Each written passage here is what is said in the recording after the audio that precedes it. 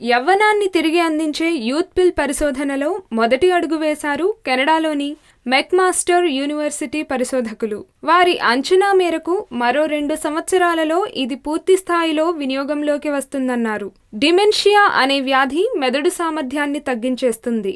అంతేకాకుండా వయసుతో పాటు వచ్చే ఇతర అనారోగ్యాల వలన మెదడుకు జరిగిన నష్టాన్ని పూడ్చి తిరిగి ఆరోగ్యాన్ని పొందే ధ్యేయంతో వీరు పరిశోధనలు జరుపుతున్నారు.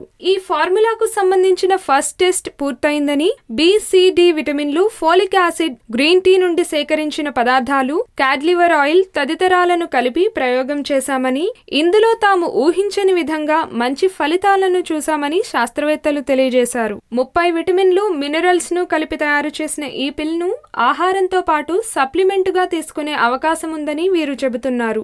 ఏదో ఒక రోజుకి తాము తయారు చేస్తున్న ఈ పిల్ అల్జీమర్స్, పార్కిన్సన్ లాంటి వ్యాధులను నిదానింపచేస్తుందనే నమ్మకం ఉందని వారు అంటున్నారు. మనుషుల్లో అల్జీమర్స్ వ్యాధికి సమానంగా మెదడుని నష్టపోయిన ఎలుకకు కొన్ని నెలల పాటు ప్రతిరోజు కొంత మోతాదులో ఈ సప్లిమెంట్ ని ఇచ్చారు. గుర్తించదగిన స్థాయిలో తేడాని గమనించామని వారు తెలిపారు. కొంతకాలానికి మెదడు కణాల నష్టాన్ని ఇది పూర్తిగా పూరించినట్టుగా తాము కనుగొన్నామని అన్నారు. తదుపరి దశ పరిశోధనల్లో దీన్ని మనుషుల మీద ప్రయోగిస్తే ఎలాంటి సైడ్ ఎఫెక్ట్స్ ఉంటాయి అనే విషయాన్ని పరిశీలించాల్సి ఉందని, వచ్చే 2 ఏళ్లలో ఆ ప్రక్రియ పూర్తవుతుందని వెల్లడించారు. మెదడుకి సంబంధించిన వ్యాధులతో బాధపడుతున్న వారికి వీటిని మొదటిసారి ఇచ్చి ఫలితాలను సమీక్షించాల్సి ఉందని వారు తెలిపారు. ఈ వీడియో మీకు నచ్చినట్లయితే లైక్ చేయండి, షేర్ చేయండి. మరిన్ని అప్డేట్స్ కోసం మా జనహితం టీవీని సబ్స్క్రైబ్ చేయడం మాత్రం మర్చిపోకండి.